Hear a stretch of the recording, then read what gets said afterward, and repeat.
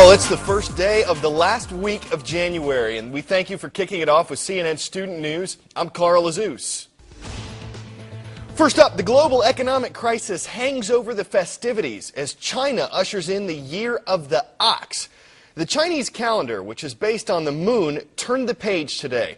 Normally, this is a time of celebration for the world's most populated nation, but with the country's economy struggling, like many others around the world, some people are wondering just how happy this Chinese New Year is going to be. John Voss explores their concerns. At the stroke of midnight, China welcomed in the Lunar New Year. According to tradition, the noise of the fireworks scares away the evil spirit. But many here have already been spooked by a more earthly, frightening reality. A quickly slowing economy, rising unemployment, and fears the Year of the Ox may be more bear than bull. We think it's going to be a tough year, but we're going to make it through. Almost everywhere, it seems, there is more pessimism than celebration and fear of worse to come. This couple in China South borrowed big, about $8,000 US, to open a store next to a factory. But when the factory recently went bust, so too did they. If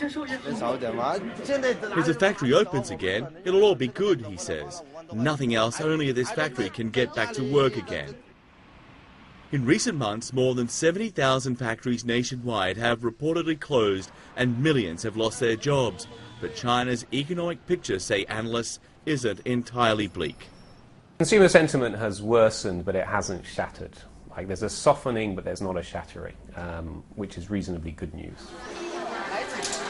The days leading up to this holiday are as close as China gets to a Christmas shopping spree.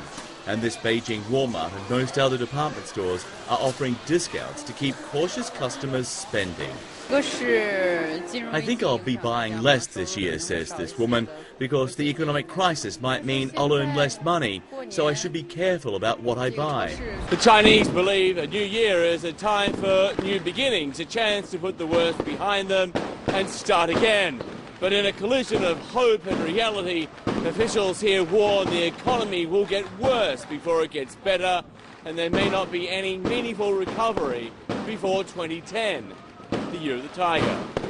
John Voss, CNN Beijing. A word to the wise. Parliamentarian. Someone who is a member of a parliamentary government. If you want to voice your opinion about something to your parliamentarian, or in our case, your senator or congressperson, you can always write a letter. But what if you don't know how to write? It's not a big problem here, but it is for more than half the population of Afghanistan. As Atiya Abawi explains, one group of people is eager to help. In a world of BlackBerries, text messaging, and emails, many Afghans still rely on letter writers. In cities across Afghanistan, men sit on small stools with papers and applications ready for business. And business is booming. 72% of the country is illiterate, making this pen a powerful tool. What they just told me is that they come here because no one in their family knows how to read and write.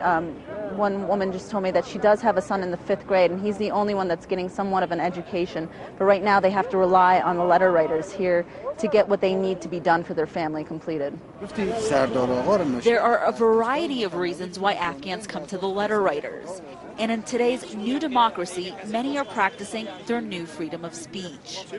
He actually just came here because he's getting a letter written because he's not happy with his parliamentarian. He says his parliamentarian's very lazy and he's not doing anything for his area. So he's getting this letter written and handing it to the governor so there can be some kind of change for where he lives and where he works. He's a store owner.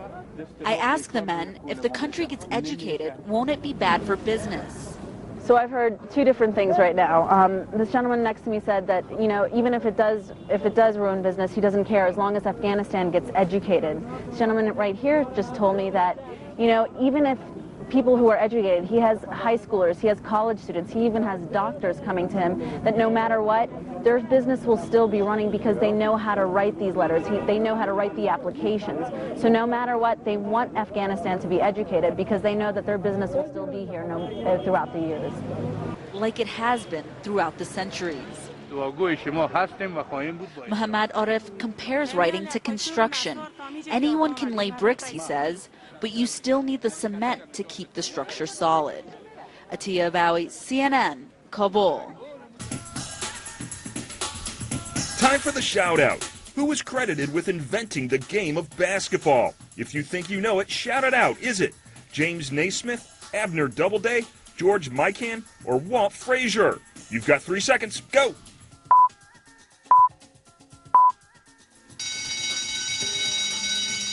James Naismith invented the game in 1891 when he was a PE director at the YMCA. That's your answer, and that's your shout-out. From James Naismith to Jerry West, Michael Jordan to LeBron James, basketball has grown from those humble beginnings to become one of the most popular games on the planet. Ken Mink recently added a new chapter to the sport's history.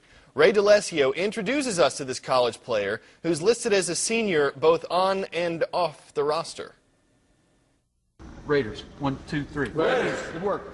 By his own accounts, Ken Mink was a pretty good college basketball player. I scored 21 points in my opening game in college. That was in 1956, Mink's freshman season at Lee's College in Jackson, Kentucky. That same year, someone doused the coach's office and shoes with shaving cream. School officials didn't find the prank funny. President Landau said that we have someone who said they saw you in that area or coming out of his office or something like that. And he said, you're out of here. Over a half-century later, the now 73-year-old Mink maintains his innocence, as well as the desire to settle some unfinished business. While shooting baskets in a neighbor's driveway, Mink decided to give college basketball another try. After contacting 8 schools and getting no response, he was about to give up hope when the phone rang. It was Roane State Community College basketball coach Randy Nesbitt. We can help somebody like Ken reach a goal that he had, kind of give him closure to something that's bugged him for a couple years. No, actually 53 years has bugged him. At first, teammates treated him with kid gloves, but soon after, Ken became one of the guys. We think it's hilarious having a 73-year-old talk about some of the stuff that, like, I'll talk about with a teammate and some of the stuff that, you know, most of the times you around the elder you wouldn't talk about. We'll catch him with his shorts pulled up, you know, up to his stomach, you know, trying to make him a little shorter, you know. They asked me if I could dunk one day, and I said, yeah, Dunkin' Donut. That's the only thing I could dunk, you know. On November 3rd, Mink became the oldest player to ever score in a college game. His story has resulted in numerous talk show appearances, and there's even some discussion of a possible movie. I've gotten hundreds of responses from people around the country and around the world, actually, from 6 different countries that have contacted me about, you know, I'm an inspiration for them, and they are taking a new attitude toward aging because of that. Although his playing days at Roane State are coming to a close, technically, Ken still has 2 years of college eligibility remaining. And while he's already reached the majority of the goals he set for himself, Ken says he welcomes the chance to continue his inspirational story at another school. Ray DeLesio, CNN, Harriman, Tennessee. So, Ken's teammates treated him lightly at first, but what about his opponents? If you were assigned to guard Mr. Mink, would you take it easy on him or play all out? Well, that's what we're asking on our blog. What's the right thing to do, and what would you do? Head to CNNStudentNews.com. Tell us what you think. And before we go today, a frosty response to one student's promotional skills, which is exactly what he was hoping for.